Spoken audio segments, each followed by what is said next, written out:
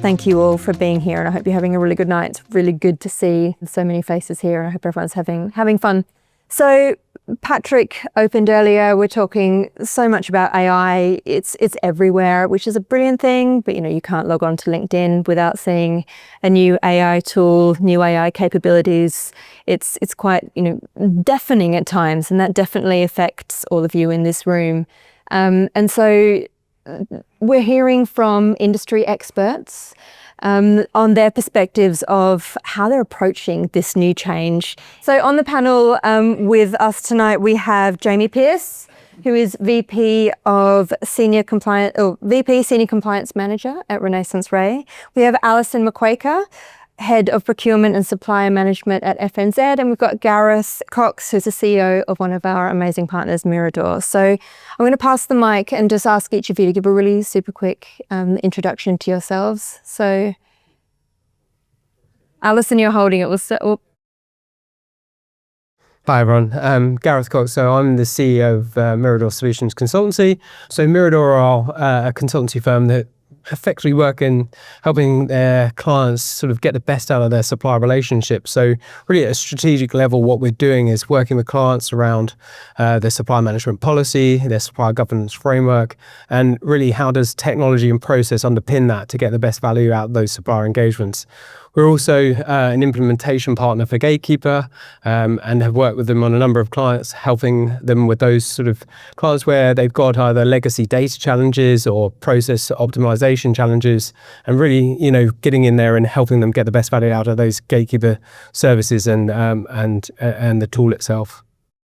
Kind of regretting not going first now. That was very thorough.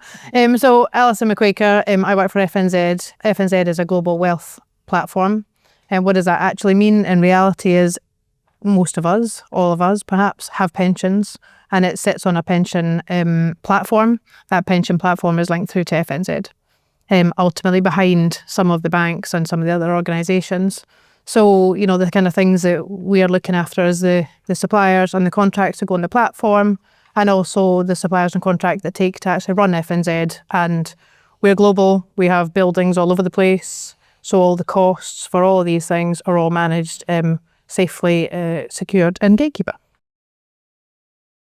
So I'm Jamie, I work in compliance, so don't hate me already. I work at a company most of you probably never heard of, but we are a reinsurance company, which is insurance of insurance companies. And we spend most of our time worrying about major natural catastrophes and things like that.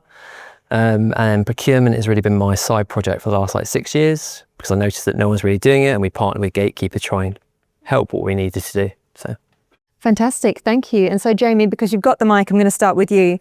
So we know that, technology is changing super fast, and sometimes, actually in reality, a lot faster than how governance can keep up.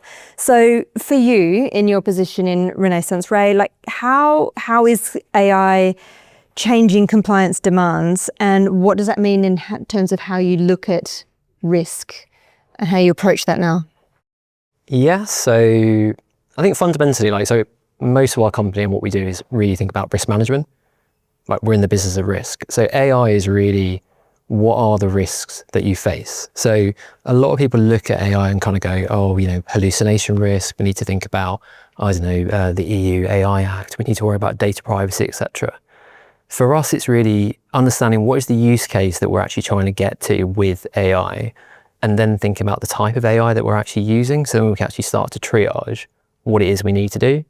So chat kind of bots and those kind of things have been around for ages, and now all of a sudden they've got AI on them, and we all think, this is really scary. And then you've got OCR plus, as I like to think of it. So it's OCR, it's just the prompts are built in a different way, and actually it's just much quicker. So a lot of the risks that we look at, they've already been there in different forms of technology. And so instead of worrying so much about it's new and it's scary, we spend a lot of our time going, what are we trying to achieve? And is it actually that scary? So I don't want to take up too much time, but one of the things is confidentiality. You're sharing your data with a third party.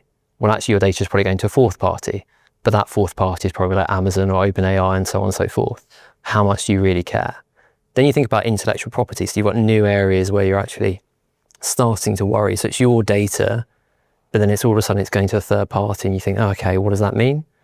But most of the time when you actually think about it, like, that data you're actually sending to the third party, you don't really care about. Your client interactions aren't really the things you should be worrying about. It's not really your secret sauce. So for us, it's really, as I said, what are the risks? What are we trying to achieve? And then what do we need to worry about? Because as you've kind of highlighted, there is deployed in so many different products just automatically. So there's no point trying to have like a policy which just there's no AI that we can kind of use and it's all going to be signed off. It's probably better just thinking about it in terms of like, what are you actually doing and how different are the use cases each time? And then going, okay, is that actually that severe a risk? So that's how we thought about it anyway. Alison, I'll come to you. So from that procurement lens of where you sit, what does all this look like for you? How are you approaching it? How are you approaching risk? And what visibility do you need? So I think it's really exciting, some of this stuff. I think the levels of automation that we can actually, and efficiency we can apply into the process for supplier management. If I look at onboarding, we spend a long time sorting out the onboarding of suppliers. We do over 500 a year quite often. That's quite laborious. It's just essential. Now, I think a lot of the stuff we'll be able to do is like do that faster, and actually be able to do it slicker from the supplier's point of view and faster for us to get them onboarded. We can do it in, less than 2 weeks if we put our effort into it, but actually having some bit of, automation to that will really make things an awful lot quicker for my team. I think as well, compliance checks, you've talked a little bit about compliance as well, reducing some of the human errors where we make on some of that stuff, I think is really exciting. And I think the contract management elements that we can use with some of this, to actually guide us to look at the contracts that we need to look at, which it is there, we're just not using it as well as we should do. So I think that's really quite exciting. I think there's also real-time risk elements that we can get, rather than relying on somebody going into a system to look at risks, it comes to us. So, one of the things I'm most excited about by this whole era that we're entering is to things coming to us rather than us going and looking for it, and whether there's human errors with missing things. I think early warning signs, predictions, all of these things will actually help us make a better job, and just the visibility, the intelligence tools and the impact analysis that we can actually see will move things faster for our supply management. We will know about things at the same time as they come out into the market. We're not waiting for somebody to tell us about it at the next supplier review meeting or whatever. All of this stuff is going to come to us. And I think that's going to allow us to be more strategic in our thinking and our onboarding and our supplier management rather than us being reactive and admin led. Got it. Brilliant. Thank you. And Gareth, so you've got a cross-industry perspective in your role. What are you seeing customers that they need to do? How ready are they? What's your perspective on this from your vantage point? So it's similar actually to some of the stuff Jamie was saying. I think the starting point is the use case, right? The use case around what is it that actually AI is being deployed in the business for.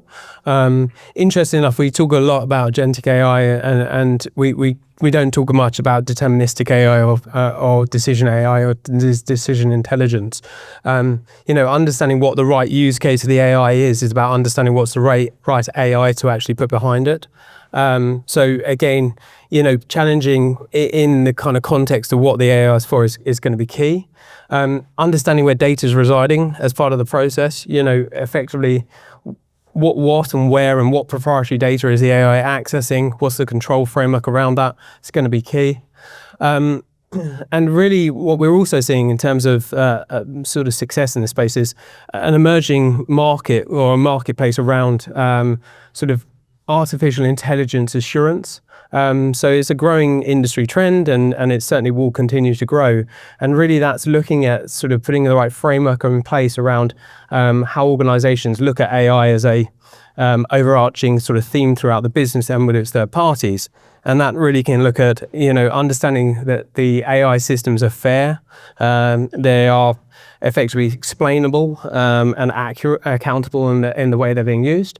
The right risk management frameworks in place around AI, compliance with regulatory, ethical, and safe use standards are being met.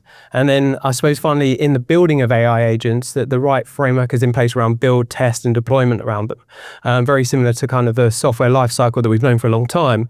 Having that kind of framework in place is how companies are going to be most successful and is where we're seeing companies being most successful. Brilliant, thank you. And I think, Patrick, that might be a good place for you to come here, actually, and share your perspective. Yeah, well, I think there's phenomenal points there from all the three sort of panelists. I think one way to consider AI and sort of compliance, and sort of feeding on from something I mentioned earlier, is that, doing third-party risk management at a granular level just involves an enormous amount of fairly low-level admin work, right? And as we showed earlier, like, nobody is resourced to do everything all of the time. And to Jamie's point, any risk is a balance of kind of, the effort required to mitigate that risk versus the size of the risk to the business. So there's a point where risk becomes unmanageable in terms of the risk it presents to the business isn't sufficient enough in order to be able to apply resources, or the resources aren't available. In a kind of agentic world where you've got a digital workforce that can work at a really granular level, we're opening up, I think, a new level of diligence within the compliance process and within kind of third-party onboarding or ongoing risk reviews and continuous monitoring, as kind of Alison mentioned. So I think it's a really exciting time. And I think, you've got AI in the ecosystem, which represents, ironically, its own risk that AI can help manage. But I think that we're moving into a new era where you're going to increasingly start seeing mixed org charts, where you've got, human workers, people in procurement, people in legal, people in risk management, and then having a small army of very specific agents that are out there deployed and able to do this work at, frankly, a level of speed and diligence that nobody could ever match. Brilliant, thank you. And I think that's a really good segue to come into building AI governance and foundations. And Alison, you said earlier, you see a lot of opportunity at FNZ, you're very excited by it, but you're not quite there yet with where you want to be. So what does that process look like for you at the moment? So I think we've identified a number of different areas that we want to use this and use AI. And I think, one of the big things that we've got a really great start in, that we have everything consolidated, all our contracts and all our supplier stuff is in one system. Now, there's not many places. Go Gatekeeper. I can't remember their name, but somebody remind me later. But there is so many other systems you could have. So, we've said all of our data has to all reside in one place, because then we can actually, intelligently look at that data. So I think that's the first thing, and we're kind of there. I think there's also looking at things like automated risk and compliance tools, approval steps followed consistently through the workflows. So again, we're kind of there on that. We just need to kind of get those working a bit more so that the workflows work without any manual intervention. They just go to the right place because they're intelligent enough to know where the right place is. And I think the other piece for us is legal reviews. I think that's an amazing opportunity, because let's face it, who wants to read a contract? Apologies to any of those in legal, over there, yeah. But I do think, when we're sometimes saying to the business, well, it's below a certain level, you can read that, and they go, yes, I've read it. They have not read that. But if we had a summary piece that we can use and say, look, right, yes, you haven't read it, but here's a summary of that. Are you happy with the summary? That's more likely to get some kind of, and you will probably catch more that way than you would, their barefaced cheek when they say, yes, I've read it. No, you haven't. So, that side definitely. And I think, then extracting and analysing key clauses on contracts, we see a use case for that as well, where, tell me all the contracts where it's got 14-day payment terms, because we need to go change all those, little things like that. So I think, we want to use it for that. I think as well, making something that's an auditable process and credible as well is really important, because as you can imagine, because we have clients, they all want to audit and they all want to come and, dissect things. And I show them Gatekeeper and they are blown away every time. So, something where we can say, look, this is, all backed up by AI and the tools and everything that's in it, does give them reassurances that actually these guys know what they're doing. It's a bit of an illusion sometimes, but so that kind of thing is where we see the use cases, and all of that stuff we're kind of on the cusp of getting that. But I think one of the things that's really, really important to me is the AI is brilliant, the AI stuff is good, but I don't know if my data is really cleansed enough yet, right? So that's one thing we are doing just now, is actually going, are we sure some of the fields that we've got are correct? And again, that's really very much on our side, but sometimes can you really stand up with some of your stuff? So we are actually going through a whole cleansing exercise of saying, have we actually got some good data? Because you're going to use these tools, but it's only as good as the data that's in there, and it's really important to do some of that stuff. So again, whilst I'm excited about the other stuff, that stuff is going to be well worth the effort and exercise to do. And I think that you've touched on a reality that, I mean, probably everyone in this business has and will never solve, which is the quality of data, and cleansing it. And AI can definitely help with that as well. I know that we're doing some things around that with Gatekeeper. But Jamie, for you, so when you think about keeping track of how AI is used, what's your perspective on that? And, you know, what evidence or records give you real confidence? In your risk approach to how you look at AI? What gives you confidence? Yeah, sure. So, I mean, for us, every single new AI use case has to go through a defined process. So it's nice and easy. We use Gatekeeper for that. We then capture, I don't know, how data is being used. Is it being used to train a model? We capture who the fourth party LLMs are and so on and so forth. So we really think about just going through those steps, and then, like, I don't know, data locations, things you might have done with cloud service providers and things in the past. So we're just trying to capture all of those things in one spot, and then just trying to go through and say, okay, do we worry about this, yes or no? And again, like, part of it is compliance risk, but part of this is also business risk in terms of going back and going, did we actually get what we wanted to from it? But if we didn't have that all together, it's almost impossible. So if I don't know, well, like, we haven't done an AI survey, have we done a cybersecurity assessment, have we done a privacy review, have we thought about resilience, have we thought about data locations and so on?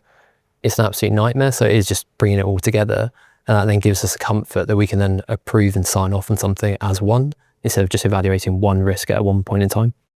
Brilliant. And Patrick, I'd like to come to you in a moment, but I think, you know, there are so many of us here are Gatekeeper customers. We do have some people that are considering us at the moment, but what you've just talked about there, can you paint a picture of what you're using Gatekeeper for at this point?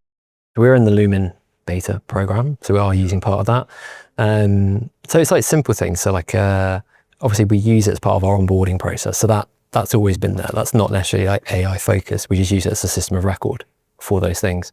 But then it's the legal review. So we turned that on for the master records. Thanks, Katie. Need to do more than that.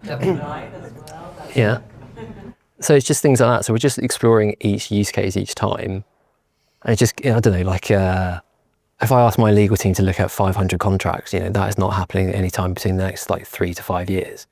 But 3 to 5 minutes with Lumen agents. Well, I think, that is the thing. That we turned it on, and all of a sudden I've got all these different things saying that these are the pros and cons essentially of a contract across how many contracts we had, and data quality. Alison, you kind of raised it, in case you pointed out to me, we hadn't tagged most things as master records. So then all of a sudden it's it could work a little bit better. But we left it on 9 o'clock in the morning. When I leave work, come in at 9, perfect. Everything's run, and I've actually got a really helpful summary. So it's just things like that where it just wouldn't be possible, which is sad to say out loud, but it's true. So thank you. Thank you. And I think that's actually a nice segue. And Patrick, I'd like to come to you to talk a little bit more about Lumen in this process. So yeah, sure. I mean, I should say that Lumen Enrich is launching soon. So hopefully it doesn't sound like you've been told about that. So Lumen Enrich will essentially go and analyze all of your master records, and not only do the obligation extraction, but it will actually start pulling out all of the core fields and all of the custom fields across every single record, and present to you whether or not you want to essentially update the record. So data quality, we know is the sort of the elephant in the room. The quality of contract and vendor data in most organizations is difficult. I think it's even bigger challenge as well with organizations that have been acquisitive, because they've essentially got all their own data challenges and fragmented data, and they've tried to centralize it and they've tried to decorate it. But a lot of the time they then acquired other companies and acquired their data, and often those people who knew where the skeletons were hidden have left in the lift at the end of the day and aren't coming back. So yeah, Lumen Enrich is available on our core platform. So it's going to be available to everyone in this room, including our prospects as one of our customers. We can actually run that sooner than the general release of Lumen Enrich as well. So Alison, to the work stream that you're doing, I think that would fit really well. And obviously that's part of the overall Lumen suite, just to try and make everyone's life a hell of a lot easier. Brilliant, thank you. And so looking ahead to opportunities and cautions, Gareth, I want to come to you. Looking through the lens of your role as a partner, as a Gatekeeper implementation partner, what are, and this is, I'm about to phrase this, it could open up a can of worms. What are the biggest mistakes that you see organizations make when they adopt AI, but they haven't perhaps updated their vendor governance model? And on the other side, what separates the ones who are doing it really well from those that have still got a lot of work to do? Big question. So Very much so. So I think at the foundational level, it comes down to, I suppose I should classify this in terms of thinking about it from regulated entities in particular, because I think that's probably the easiest place for me to talk from. When a regulated entity is looking to classify as suppliers, it is looking at the risk that the supplier poses to the business and the ongoing continuity of that business should the supplier fail. So in the context of AI, the biggest risk that they're not considering is the AI risk in that risk assessment. So those clients of ours who are not updating their supplier risk assessment process to consider the AI lens in it are the ones that are going to fall behind very quickly and get themselves in hot water. The ones clearly who are doing it are doing a good job and therefore trying to look at the emerging landscape that now is inclusive of AI in third-party technology, internal capability, etc.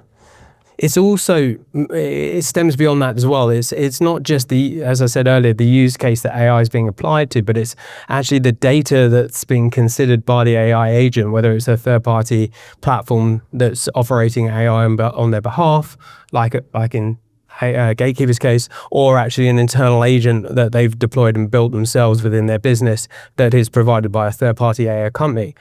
Ultimately, that comes down to, do they understand what the data is processing?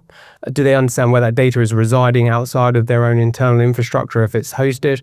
And do they have the right security and risk management framework around that? I think then it's also, the other component part of it is due diligence. It's not a single sort of one-stop shop. It's about making sure that they've got the ongoing sort of framework. So the ones that are going to, make sure that they build into their ongoing due diligence of third-party suppliers, that process of looking at AI on day one and AI on day N, they're going to be the ones that succeed. The ones who, ignore it and don't make sure that their processes are updated to consider that risk in everything they do will be the ones that suffer.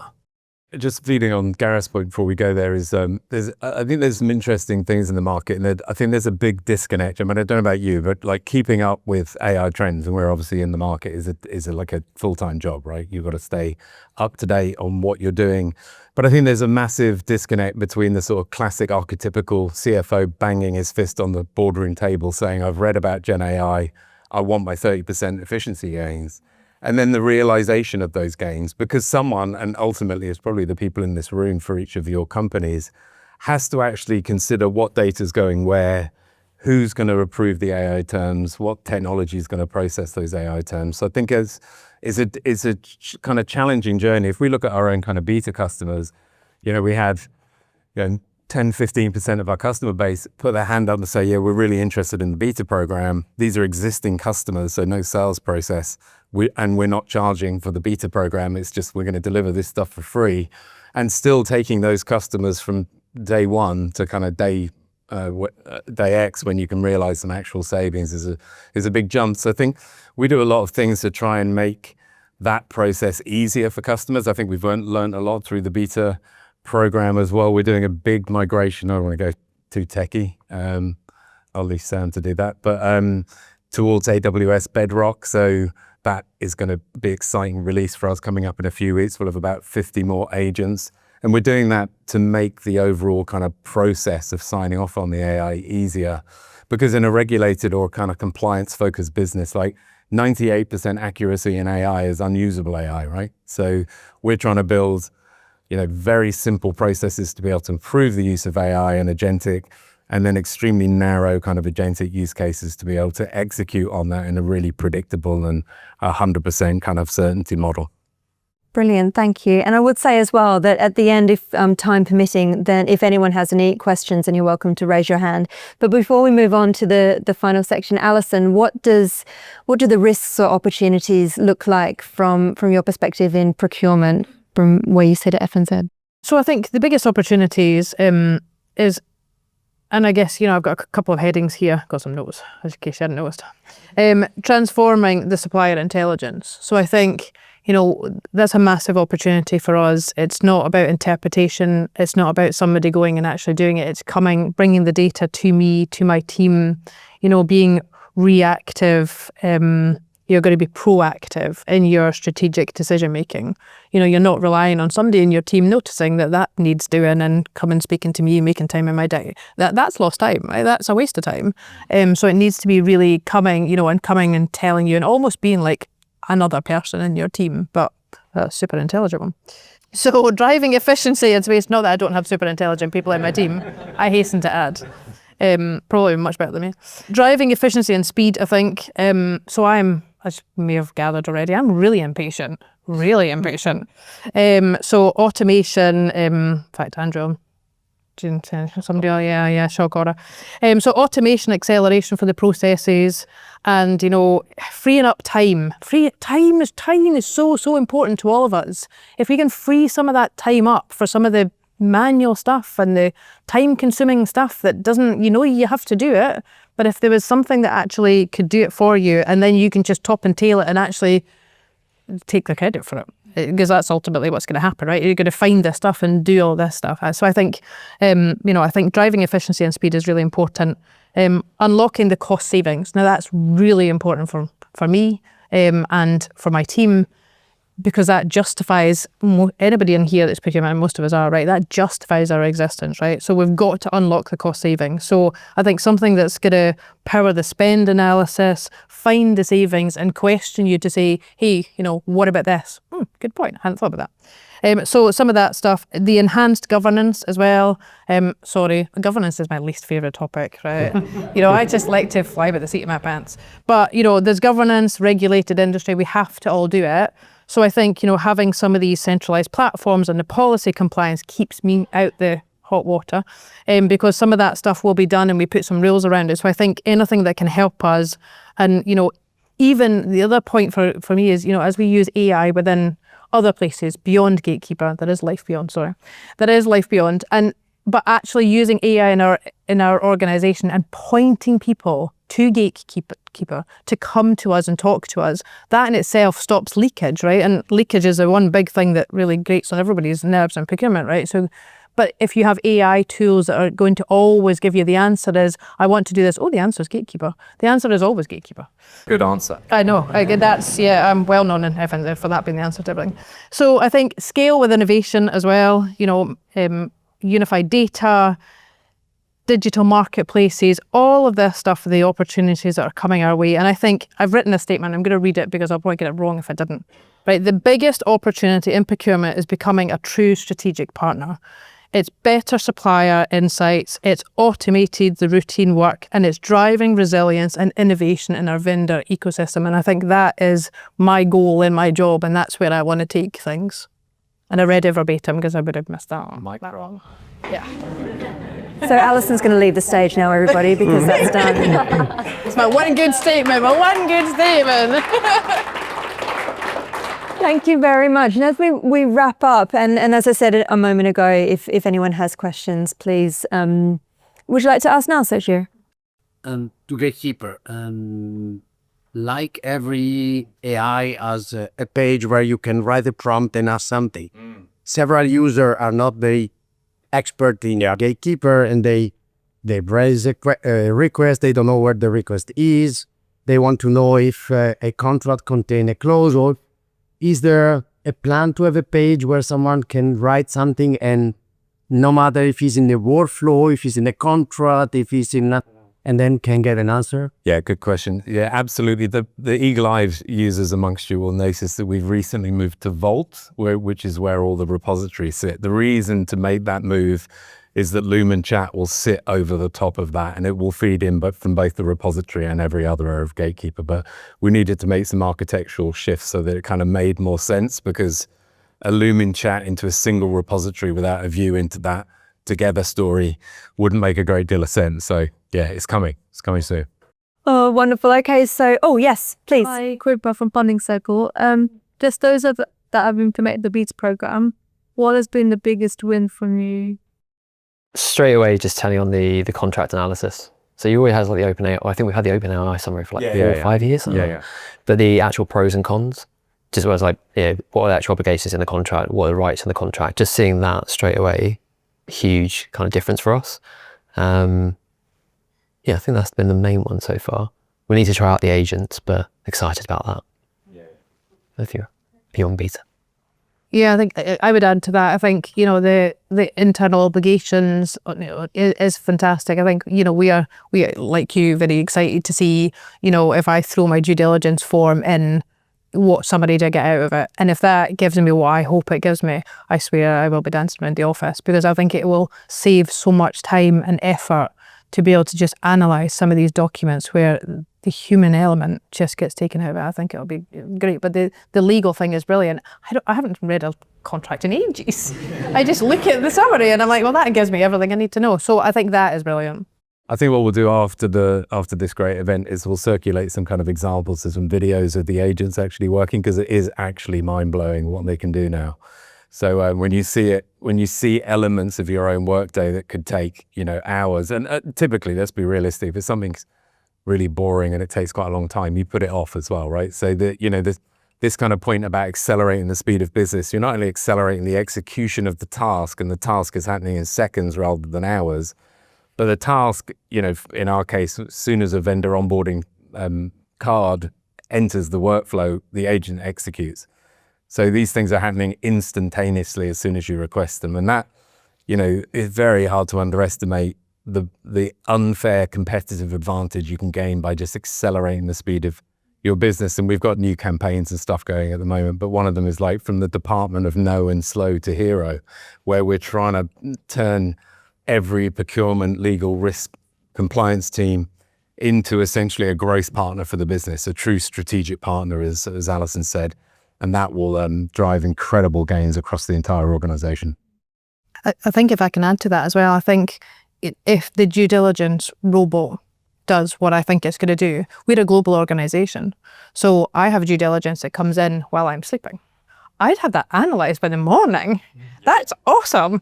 Even with my team, like I've got a team in India, even them being up earlier than me, they're still not going to be able to do that by the time I log on in the morning. So can you imagine, you become a 24/7 operation. I get pulled up by my guys on my team because they're like 24/5 and I went 24/7. But by having this analysis is going to just free up so much more manual time, and actually things can happen that you don't need to be there, and it can happen without you. And I think that in itself frees up time. We all said at the start that nobody has time, nobody has the resource. Just opening some of these doors, I think, is going to be really interesting. We can actually then do the stuff we should really be doing. And using that example, obviously, if you've got like an internal request, say coming from the employee portal, say in this scenario, you're asleep, it's coming in after hours, or it's a vendor request coming in through the vendor portal, not only will it review it instantly, but it will feed back and reject it so that the internal user or the third-party user, vendor user, will actually be able to resubmit. And if they get it wrong again, it will feed back. And then so by the time you actually do come into work, you've saved yourself like 3 or 4 reviews per vendor. And you've now got essentially an approval recommendation from the agent saying, these are all the checks we've made. Here's a flawless audit trail. And here's a level of kind of diligence and feedback and notes that you would probably never get around to doing yourself. So, those issues and those ability to speed up the business just compounds on a daily basis and provides, I think, really strategic competitive advantage. Brilliant, thank you. Is there any more hands going up at all? No. So Gareth, I'd like to come to you. So piece of advice, if you could, share advice or one piece to new customers or anyone who's starting on this journey, who's looking to modernize through AI, what would that piece of advice be? I think it comes back to something I said earlier. It's understanding right from anything to do with AI, whether it's through a third-party platform or through an internal agent that you're building within your own environment. Understand what the AI agent is trying to do. What's the use case you're trying to achieve? Make sure that the actual the AI you're using is the right AI, and if you need to know the difference between deterministic intelligence and artificial intelligence in the case of agentic AI, and effectively set out really clearly what's the sort of risk associated with deploying that agent or using that technology is, and make sure that you understand where your data is residing within that context, so that you're completely protected. Brilliant, thank you. And Jamie, you had some really good points earlier. What would your piece of advice be in a similar vein, but for those looking to build something sustainable versus reactive? With data quality, I think Alison kind of raised that earlier. So there's no point spending your time thinking about, oh, well, there's always been types of AI out there, what do I do? Spend your time thinking out, right, define your use case, go through the data you actually want to use, and think, is it actually in a fit state?